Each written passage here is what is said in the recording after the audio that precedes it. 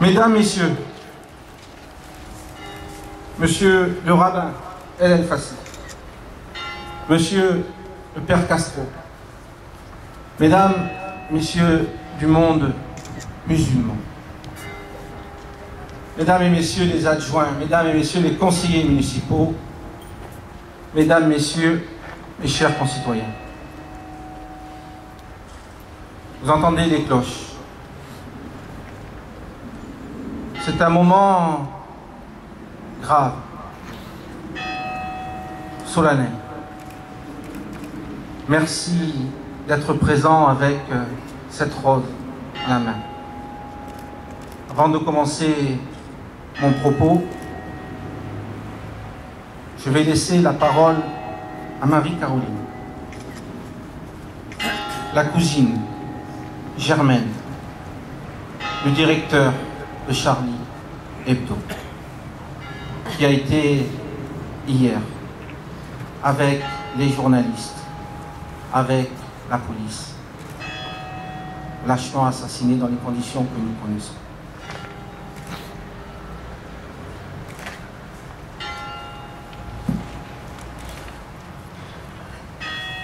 Bonjour. Merci à vous tous d'être présents aujourd'hui pour cette minute de silence sur l'hommage des personnes décédées hier à Charlie Hebdo. Monsieur le maire m'autorise à prendre la parole car je suis particulièrement atteinte dans ce drame. Vous l'appeliez Charb? Moi je l'appelais Stéphane, c'était mon cousin. Notre idole était Cabu. Tous deux ont bercé notre enfance puis notre adolescence. Ils nous ont choqués parfois, mais fait rire souvent. Ils étaient des idéalistes de la liberté et étaient prêts à tout pour la défendre. Leur mort ne sera pas vaine. La liberté d'expression n'est pas morte avec eux, bien au contraire. Cet attentat nous donne la force de continuer leur combat. Je suis Charlie. Vous êtes Charlie. Nous sommes Charlie. Vive Charlie Hebdo, vive la liberté.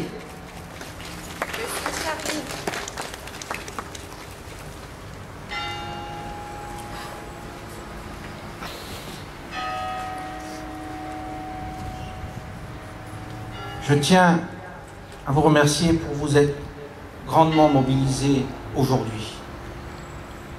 Je tiens particulièrement à remercier Madame Charbonnier, Marie-Caroline, de ce témoignage. Notre pays est blessé. Notre pays est en guerre. En guerre contre des fous, en guerre contre cette barbarie, en guerre contre ce terrorisme absurde. Et je remercie les communautés chrétiennes, juives, musulmanes, d'être à mes côtés. Parce qu'aujourd'hui, il faut faire attention aux amalgames. Faisons attention, car c'est la communauté musulmane aujourd'hui qui souffre. Pensons à tous ces musulmans aussi de France, qui régulièrement font la prière au nom du vrai Dieu, pas de ce Dieu qui prône cette violence, qui prône la tuerie et qui prône ces actes odieux. Merci à vous, messieurs les représentants, parce que c'est vous et par vous que les messages doivent passer. C'est vous, nos guides, et c'est à vous de faire passer ce message de paix, de tolérance, de fraternité, d'amour. Aujourd'hui, nous avons vu une France unie, une France rassemblée autour de ces valeurs de la République, autour de cette liberté, de cette égalité, de cette fraternité, qui sont le socle de notre République. Aujourd'hui, nous sommes réunis parce que nous refusons ce terrorisme, nous refusons ces crimes, parce que nous disons, nous ne sommes pas comme vous, violents. Nous sommes pour la paix, pour la tolérance, pour le respect de l'autre, pour le respect de chacun dans sa religion. Oui, les religions sont importantes. Oui, il faut croire, chacun dans le respect de sa religion. Et c'est important aujourd'hui pour nous de dire non à cette violence. Aucun mot n'est assez fort pour dénoncer l'acte effroyable d'une extrême violence, un acte barbare et prémédité, qui s'en est pris à la République par le biais d'un célèbre organe de presse qui a frappé le cœur même de notre démocratie. Aucun mot n'est assez fort pour exprimer le sentiment que l'on ressent, sentiment de colère, sentiment de tristesse, sentiment de révolte. 12 personnes ont été tuées hier. 12 martyrs de la liberté. Et je souhaite les citer. Charles, de son vrai nom, Stéphane Charbonnier, 47 ans, dessinateur, directeur de la publication de Charlie Hebdo. Cabu, de son vrai nom, Jean Cabu, 76 ans, dessinateur, pilier de Charlie Hebdo et du Canard enchaîné, ancien du journal Harakiri. C'est l'ancêtre de Charlie Hebdo.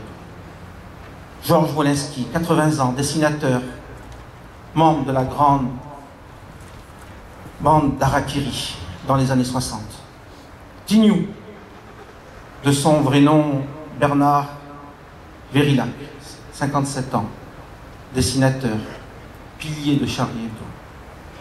Bernard Maris, alias Oncle Bernard, 68 ans, économiste, chroniqueur à Charlie Hebdo et sur France Inter.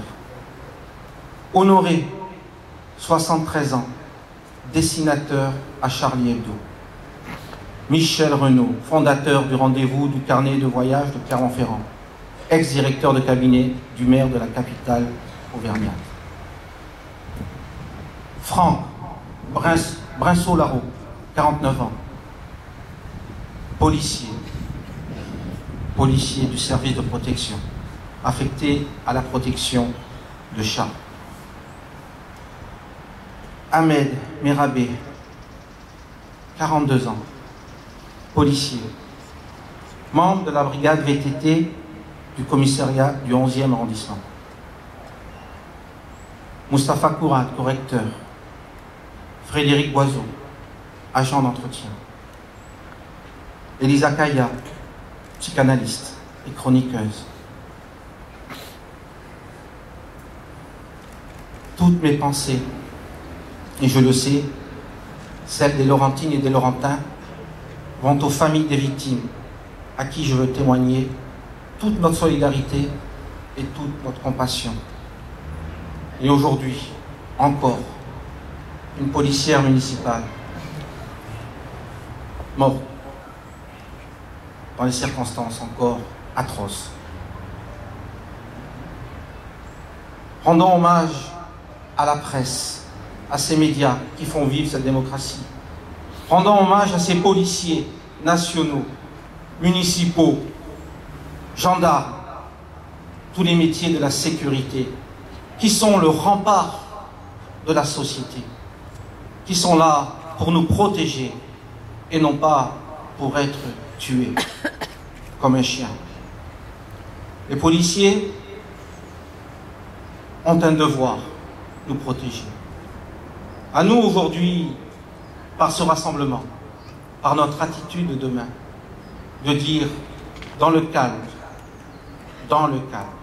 que nous sommes aux côtés d'eux, aux côtés des médias, aux côtés des policiers, aux côtés de tous ceux qui font vivre la démocratie. La République est en deuil, la nation est en deuil, Saint-Laurent-du-Var est en deuil. Je vous demande ces minutes de silence. Pensez à ces victimes. Pensez à toutes les victimes au-delà de nos frontières, mortes au nom d'une paix, de cette paix, pour aujourd'hui, pour nos enfants, nos petits-enfants, pour que demain, enfin, ce terrorisme soit combattu. Je vous demande de garder, avec cette rose dans la main, levée, cette minute de silence.